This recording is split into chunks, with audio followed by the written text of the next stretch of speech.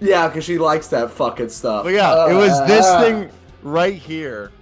Fucking Yeah, massive. yeah, like that's massive. I hate those types of videos. I don't understand how people can watch them. Nor can I. It had to come out because I wasn't gonna go to work with a white head this. Oh, I mean, it had to. Yeah, like you Yeah, have to do it, but yeah. it just. Yeah. No, I get you. I'm the same way.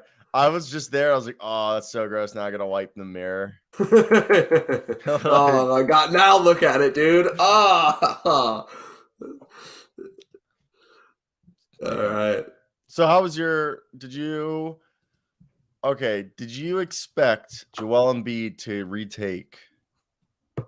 Did I expect him to retake MVP? Yeah.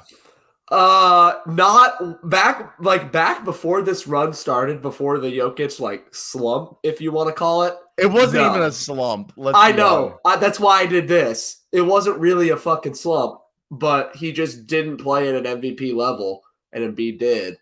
So it wasn't really a slump, but I don't know. I can't say I expected it.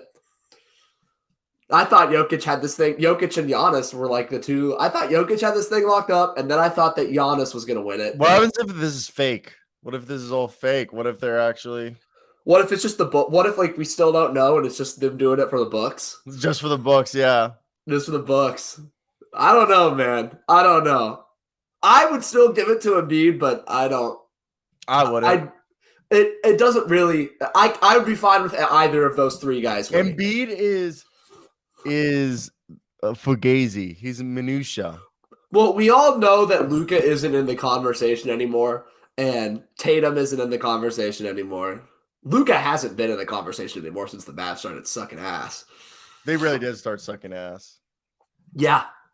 Like really bad. Like really fucking bad. But all right. So let's actually, while we're talking about this, let me go to Twitter because they actually released a ranking today. What, an MVP ladder? Yeah, I think it was. I know NBA Central released it, but I don't know. I think they either used NBA.com or they used basketball. The fucking whatever they call it, the Kia.com MVP ladder. Or it's been like fuck. It's been like that for 15 years, so don't even. I know. I am gonna complain. I've always complained. I'm still gonna complain. I'm gonna complain about the fucking Kia MVP ladder. All right, there we go. We got ourselves Joel Embiid, Nikola Jokic, Giannis Antetokounmpo, Jason Tatum, Domantas Sabonis, Luka Doncic, Shai Gilgeous-Alexander, James Harden, Julius Randle, and Kevin Durant. Give me a second. I gotta go get. No, you're good. Completely understandable. Give me 1 second myself.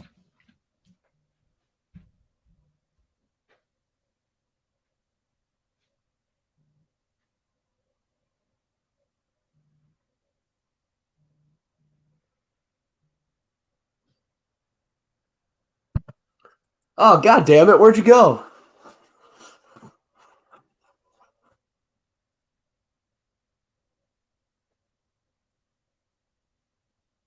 Oh my god. Where the fuck is this guy? Oh.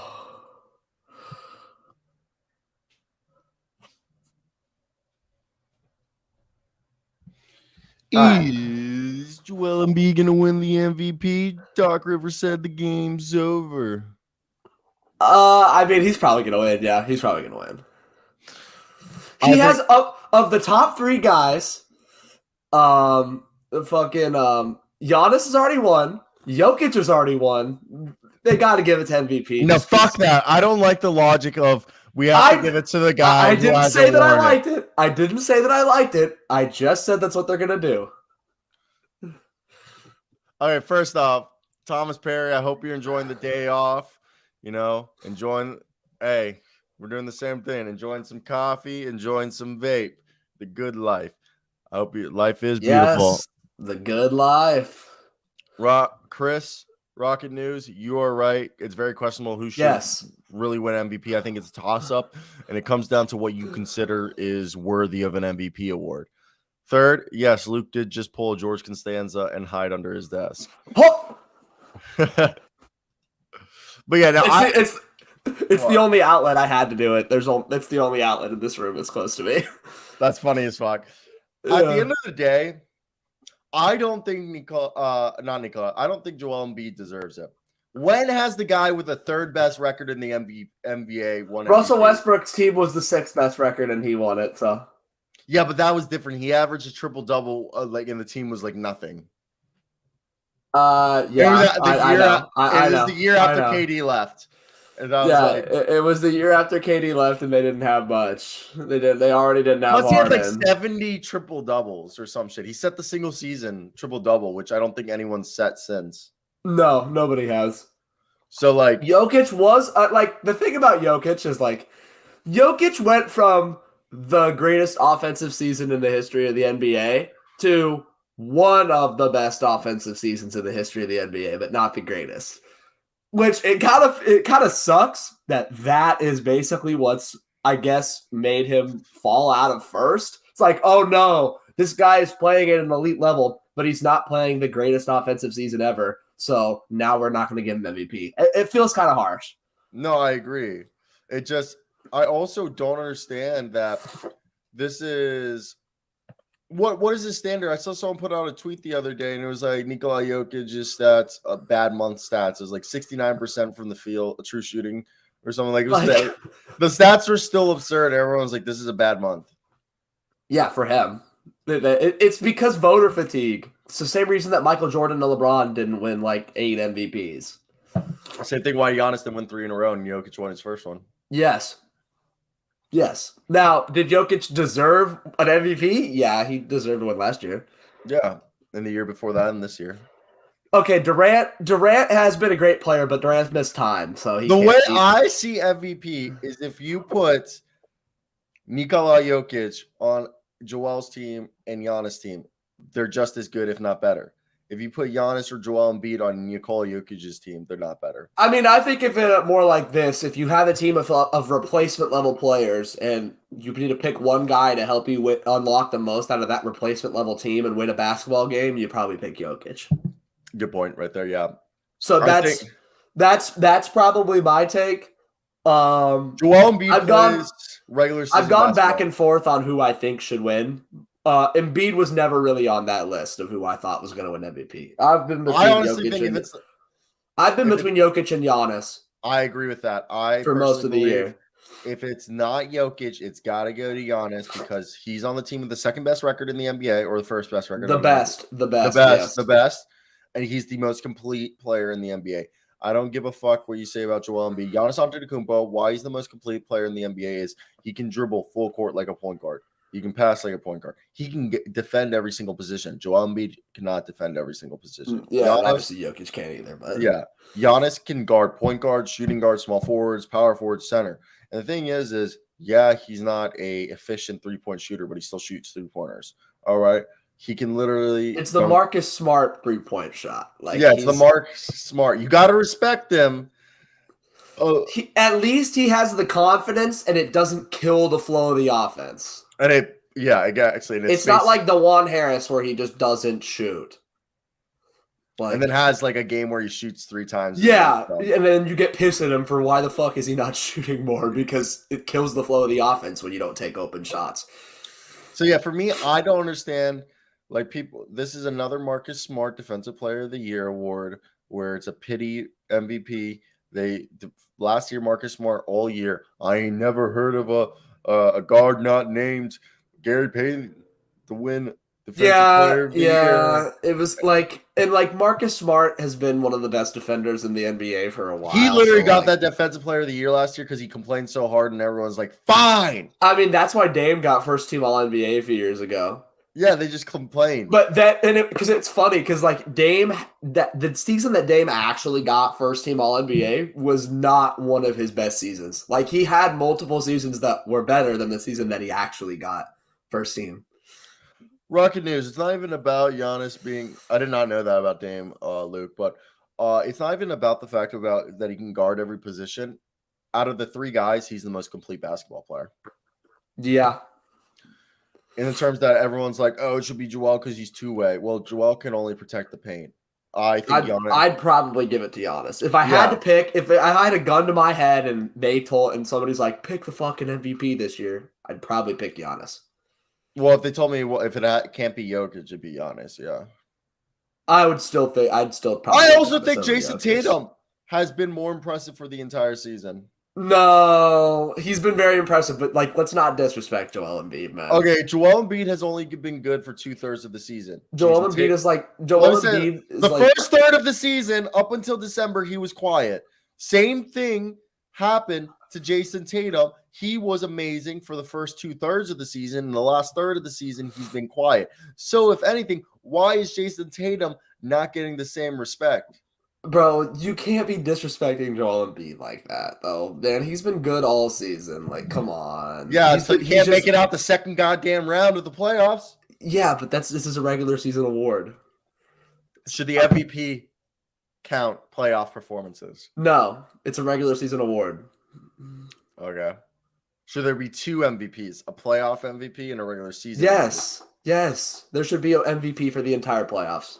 Yeah. Like we have because we already have a finals MVP, we already have a conference finals MVP. Well, there's 2 fucking rounds that take place. There should be like that too. How about Shea? Yes, Shea. I want Julius Randle before Shea Gilgeous-Alexander. No, shut the fuck up. I've been pro Thunder all year, so I love this. I love when other people praise the Thunder. I love it. Yeah, well, you know who should be MVP? Sabonis. The Kings, okay, actually, Sabonis, like, one more thing before we're done with this MVP shit. Shout out Sabonis, man. Shout out Sabonis. Shout out the Beam team. Go Kings. Was the longest active playoff drought in American pro sports. Shout out Beam team. Sabonis won't win it, but I just want to give him his flowers. I'm glad. So shout out the Kings. Let's talk about the actual MVP, the greatest basketball player of all time. We are a pro. Oh, yeah. Pro-ish Smith show. Pro-ish Smith show. Me and Luke spent probably half an hour last night while watching. Also, our friends probably got so annoyed. The second half of the game, specifically the fourth quarter of the Denver Nuggets Suns game, we found out Ishmael Larry Smith is Ish Smith's name. And let me tell you, Ish Smith was putting on a clinic last night. It was a close game. People were actually paying attention. There was people who were talking and weren't paying attention, and there was people who were like actually kind of paying attention and watching the game. We were watching the game, but we spent the entire fourth quarter and second half of the third quarter just gushing about Ish Smith and how he was the best point guard of his generation. Yeah, best point guard. 13 teams, baby. Dude, Ish Smith was a 3-point shot away from winning an MVP. Ish Smith is one of the there's a reason why he's still in the league. Yeah. I mean, we haven't really come out as they're still trying to untap his potential.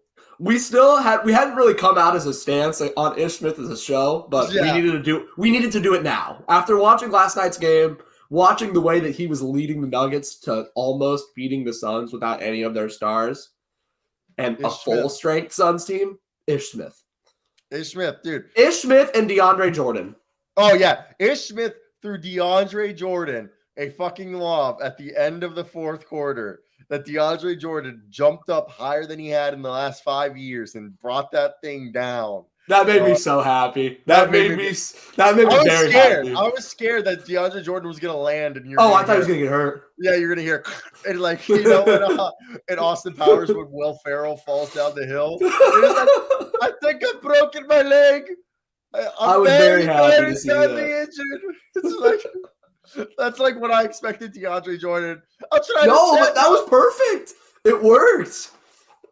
Oh, it was amazing. It was amazing, and the fact that I think Ish Smith needs to go play for another NBA team next year. We need to get him to 15. I also hope Ish Smith replaces CJ McCollum as NBA PA president. I think there is no one. If we're going to be honest, who better? Who better suited than Ish Smith to be the president of the NBA? He's played for almost half the fucking league. What, 13 or 14 teams or something like that? MVP yes. Stats. Yes. MVP. I'm pro. If I had the number one pick in an expansion draft, I'm drafting Ish Smith as the face of my franchise and the second face of my franchise. Vlatko Cancar. Yo, yeah. We were also talking about Vlatko Cancar. We're a pro Vlatko Cancar show as well. Vlatko Cancar, okay, the best full court shooter in the entire NBA and the best half court. Allegedly, Vlatko Cancar is so good at shooting full court and free throw shots that they have him shoot over 100 full court and 100 half court shots every day at practice. So in game situations, he can shoot a full court or a half court shot because he supposedly can hit 70% of his half court and full court shots in practice. That's why he's the GOAT. Like that is a skill that will allow him to stick around the league for a long time, way longer than he should. Because people are thinking like, oh, what end of game situation? It's not even end of game, end of quarters. Like every point fucking counts. Like they sub it on with 3 seconds left before the half. Just bring him on to do it. You just tell Vlatko shoot it. It's like in baseball when you see a guy who's a switch hitter. Like they stick around in the league way longer than they should. What is a switch hitter? You can switch sides, right? You switch sides, you can hit left and right-handed. Yeah, depending on the pit batter. Depending on the pitcher. So yeah, it's an extremely valuable skill, and it allows guys. It's extremely rare, right? Not extremely rare. Usually though, like it's more common that a guy just straight up like Shohei Ohtani is not a switch hitter, but he hits left-handed and throws right-handed. There's more of those guys than there are pure switch hitters who can hit both sides. If you're a switch hitter, are you the same type of hitter on both sides, or if you're a natural left-handed, are you a power with your left and I mean, it's different for different guys. But is that something that happens to guys like with your right because you're left-handed, you're a contact hitter, but with your left, you're a power hitter? Most switch hitters aren't power hitters, and if they are power hitters, they have power from both sides usually. But obviously they have a more dominant side. But I did not know Bruce Brown had 31 points. Yeah, Bruce Brown with a quiet 31, but he just kept scoring. We weren't really focused on Bruce Brown watching the game. I hate to say it. We were more focused on Ish. Bruce Brown, University of Miami graduate. Bruce Brown is... We were more focused on Ish, but Bruce was cooking last night. Well, college basketball is this weird thing where I want to give Bruce Brown some love before we switch this topic, because Bruce Brown, Royce O'Neal, Jay Crowder, they've given guys like Jayshawn Tate, Ish Wainwright careers, because with the way that Bruce Brown in college, I believe he was a shooting guard. Yes, he was. But he was just a physical shooting guard. So guys like Kevin, he's a classic college lead guard. Yeah, he's a classic college lead guard. Like this is what look at Kevin McCullough. If Kevin McCullough put on weight and like fully invested to play a Bruce Brown role, there's guys out there in college basketball who 10 years ago never had a shot in the NBA, would have had to go and play tight end in the NFL. But now they're these undersized 6'2" thick boys. The Antonio Gates types, if you want to call them that. It's not even just the Antonio Gates types. That's like the old school, prototype, like Ish Wainwrights. But they're becoming more the Marcus Smarts, the Bruce Browns. I think Marcus Smart's a bit, his body type. Marcus Smart's a lot better of a shooter and ball handler, so he wasn't put to that role. But if he didn't ball handling or the shooting ability, he would have been put into the role. And that role is being a guy who goes 1 through 4, and even some of those guys can even play small ball 5 in a death ball lineup. And these are guys that get the full mid-level exception. The PJ Tuckers are just really good connectors because they can put the ball on the ground, and they can do a little bit of everything. Yeah, they're undersized, but what they make up from their undersized is they have the Marcus Morris thick boy build, where PJ Tucker. Yeah, the Pillsbury Doughboy builds where like they're thick enough to like legit just be like an immovable object, it seems like. Yeah, and like they'll make up for their deficiency in height because they're going to be physical with big guys. Yeah. Especially if the big guy's like a tall, lanky Dragon Bender type, they can give those guys problems. Yeah, or even like the Mo Bambas and like. Yeah. So, first off, we'll give our boy Luka Šamanić a little shout out right here. He just got signed through next season with trigger dates and that turn his contract guaranteed. Basically, Probably. Was it like a games thing that turned his contract guaranteed? So the way it works is they haven't released what dates they are, but basically he signed through the 23-24 season, through the rest of the season. My assumption is if he stays on the team until training camp, that probably guarantees his deal to like $250,000. If he makes it to opening day, his contract probably gets guaranteed to like $1 million or like $500,000. So he's probably going to be one of those guys that, like, when I do my training camp predictions, you look through the guys who have expendable money or unguaranteed money. Usually the guys who have non-guaranteed contracts are going to be waived immediately at the end of training camp. Yeah, but I don't know. I don't think Luke Cornett, let me give you an example. He has Luke Cornett's contract. This is Luke Cornett had a partially guaranteed contract going into training camp. If they kept him on the roster on opening day, I believe his contract went up to $500,000 or $750,000 guaranteed. And then if they kept him past December, I think his contract became fully guaranteed for the rest of the season. That's probably what Luka Šamanić is. If he makes it to training camp, his contract's like $100,000 guaranteed. Makes it to the end of to opening day, gets probably half guaranteed. And if he makes it through halfway through the season, I think his contract becomes fully guaranteed, because that's what happened to Luke Cornett this season. Yeah, I think he has a chance to actually stick on the roster, though. Oh yeah, I personally believe he's the Kelly Olynyk replacement. I believe fully that they anticipate to trade Kelly Olynyk this offseason. Yeah, because he has it's more money, and they're going to save some, and then they get and they could probably get a first-round pick for Kelly Olynyk. Yeah, and they could get a guy who may not be better than Kelly Olynyk right now, but and then they start Luka very well. He may not be better than Kelly right now, but he very well could be. And at this point, in my opinion, I'm not saying Kelly or Luka are the same player, but at this point, I truly believe Luka Šamanić could have a similar role to Kelly Olynyk in the NBA. You know, a guy who tries on defense. He's never going to be an elite defender, but he can guard, two through four, some shooting guards, some wings, but mainly power forwards and some fives. And then, 2 through 5. He's never going to be an elite one, but he'll try really hard. He's a good enough ball handler and passer to be like kind of a secondary third playmaker, where he's a connector, kind of like Kelly Olynyk, where he could average 3 to 4 assists, grab like 5 to 7 rebounds, average like 12 to 14 points, stretch the floor a little bit. Yeah, like he's a decent player. Yeah, like I said, like they see him, they're like, now we can move on from Kelly Olynyk and have this guy. Yeah. Quick side note, real quick. Yeah, it's kind of related to the Jazz. That one quote from about a few days ago, when that one anonymous Western Conference executive said that they wish they wouldn't have won as many games this year because they'll regret not tanking for Wemby. Which executive do you think said that? Which Western Conference team executive do you think said that? Because I think it's Sam Presti and Danny Ainge. It's got to be one of those two. Danny Ainge is their executive. It's got to be the Jazz or the Thunder that said that they regretted winning as many games as they did this year. I don't think the Jazz would have said that about themselves. So I personally you think it's the Thunder that? No, I think it's probably like the Clippers. No, it wouldn't be the Clippers. It'd be somebody who didn't think they were. Maybe the Blazers. It's somebody who wasn't in playoff contention and. Really, the Rockets. It's the Rockets. It's the Rockets. No, but the Rockets are like bad. That's what I'm saying. That's what I'm saying. The Rockets. No, but dude, the Rockets the Rockets are legitimately the worst team in the West. Like, it's not. It would be different if it can't be that bad of a team because they have a chance to get the number 1 pick. Yeah, and that's why they're saying, like, "Hi, guess what? You guys actually tried, and we did it, and now we have a chance at victor." No, the team guy, he said that he wishes that his team wouldn't have won as many games. So it's not the fucking Rockets.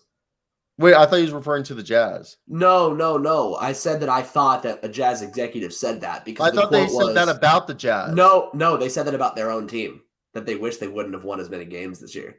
I thought that was about the Jazz. I thought it said one Western Conference exec said that about the Jazz, that they're going to regret winning. They said it about themselves. They said it about their own team.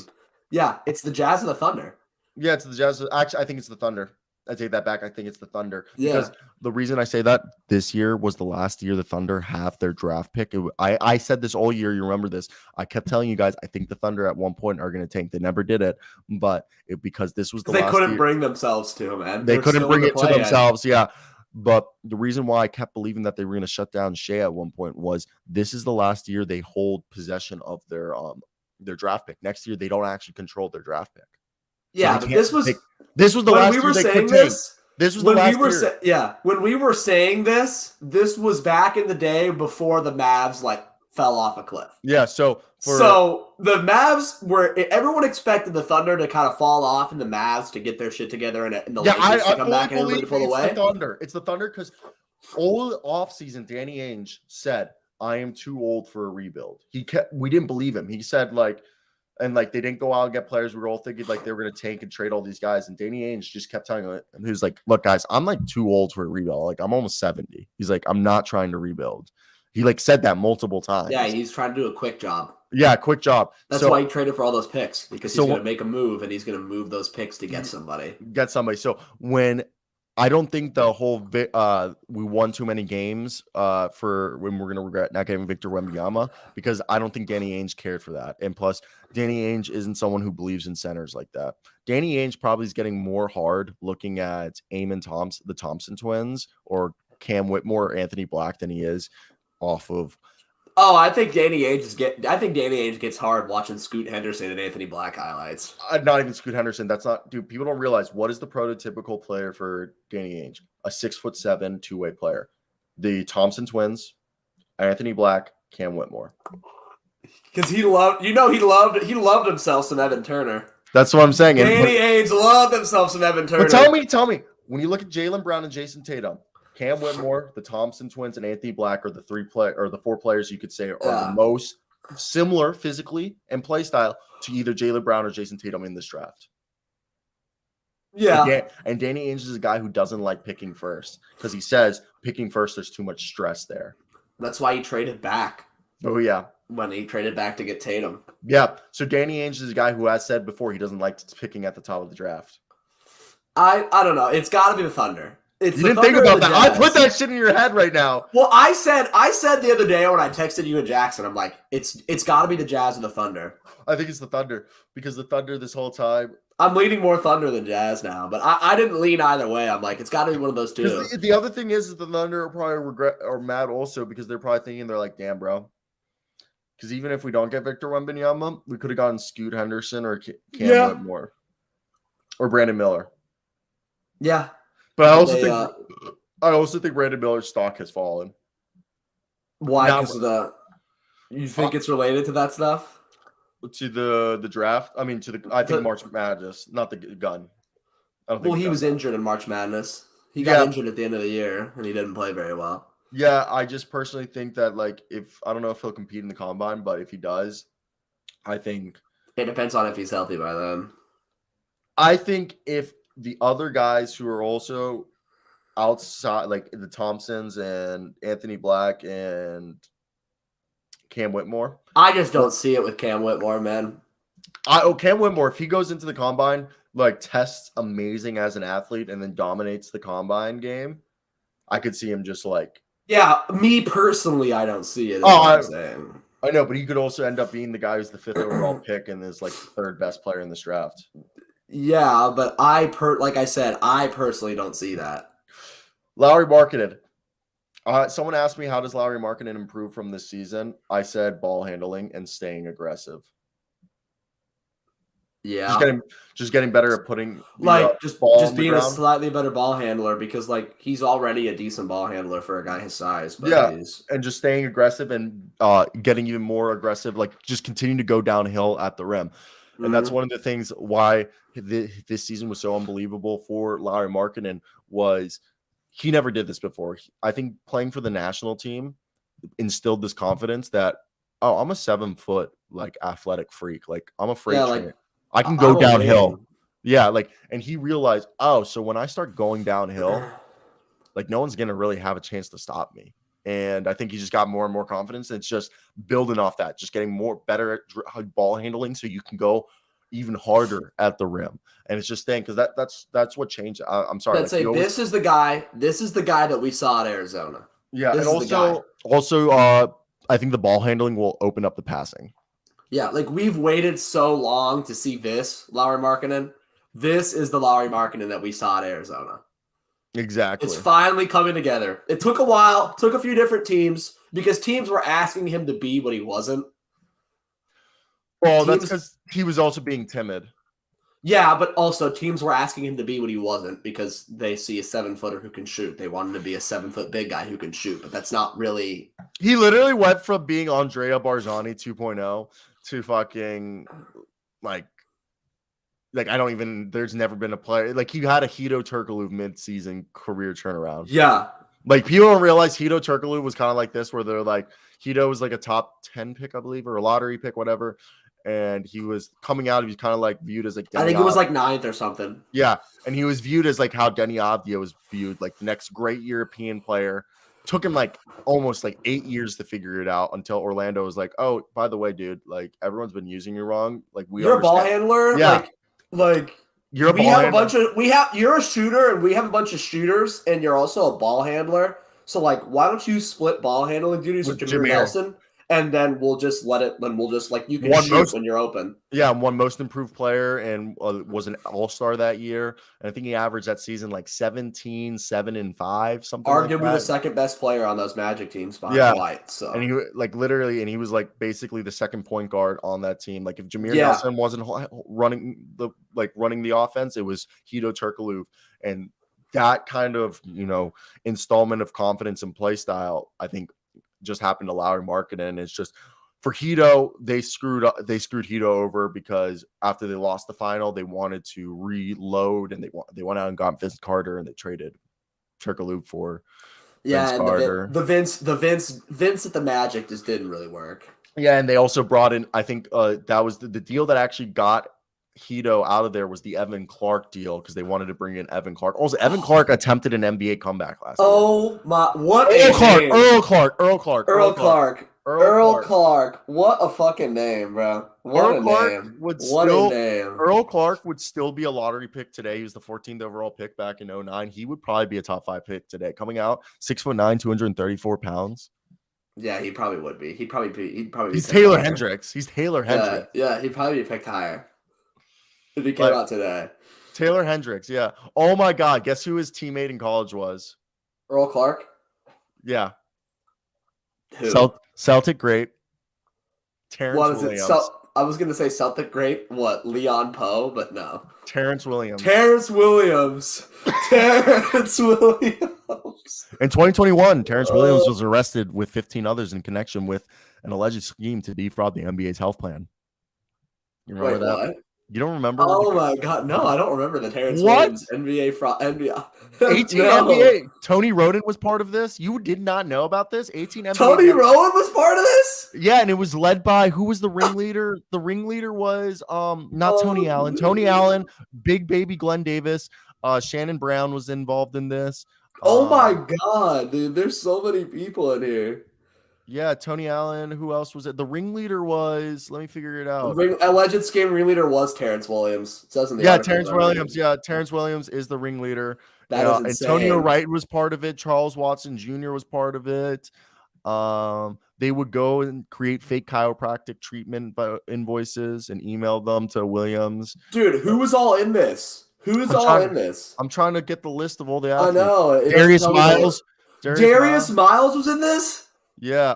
All right, these are the 18 players. Allen Anderson, Anthony Allen, Shannon Brown, Terrence Williams, William Bynum, Melvin Ellie, Christopher Douglas Roberts, Tony Roden, Milton Policio, Sebastian Telfair, Antonio Wright, Darius Miles, Ruben Patterson, Eddie Robinson, Gregory Smith, Jamario Moon, Ron Big Baby Davis. Yeah. Jamario Moon, legend. You did not know about this, dude? Yeah, this happened like 4 years ago. Or 3 years ago? It's like a couple years ago.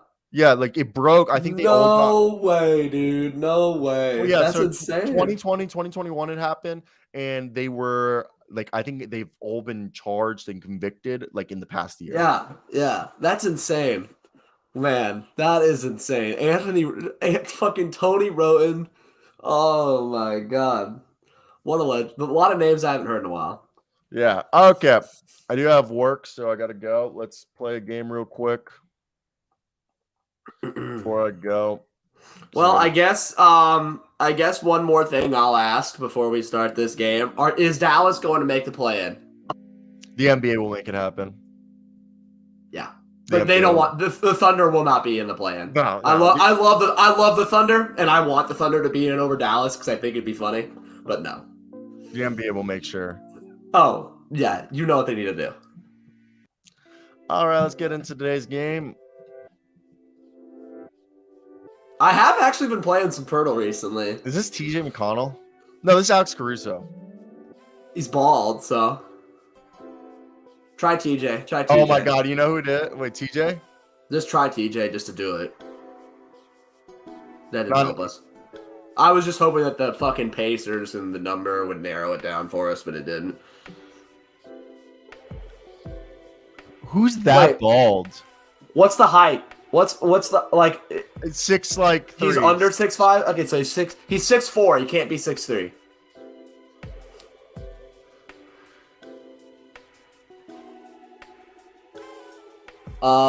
So he's 6'4". Oh my God, he's a younger guy. And he's in the Pacific or the Southwest. Who's bald? I don't know. What's the number? Below 6. Are you sure that he's bald, or is it just like short hair? He's on the Warriors. He's on the Warriors. What is it, GP? No, GP's not 6'4". Gary Payton II is not 6'4". Is it Jordan Poole?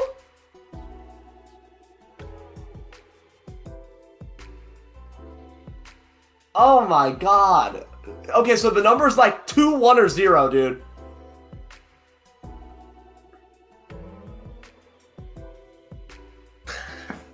The number is 2, 1, or 0. Who's a guard that wears 2, 1, or 0 for the goddamn Warriors and 6'4" and does not play? Yeah. There it is. Oh. I was just thinking, I was like, who the fuck are we missing? Because we just kept naming Warriors guards that weren't it. That's the keen ones. Were you expecting me to type that one? No. Once you typed in Dante, I figured that's where you're going, but I didn't expect you to type in fucking Lester. Oh my God. All right, ladies and gentlemen, I got to go to work, but Luke was here today. I think we got a good amount of information put out and about. Yeah, good little Friday morning sesh. We got to talk about Ish Smith, and I'm just glad that we got to talk about it. That was the best stuff ever. All right. I look forward to talking about more Ish Smith. Hey, Thomas Perry, we love you. Rock News, aka Chris, we love you. Shout out RH, who is also in here. And that's going to be it for us tonight. Yeah, have a good day, Thomas Perry. I got to go to work. I'll be off at like 7.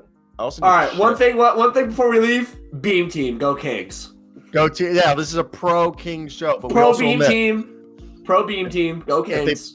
If they play the wrong opponent, they might lose. And if they play the right opponent, they could go all the way. Oh yeah, of course. It's any team though. Yeah. But it's the Kings especially. All right, I'll see you later. See you later.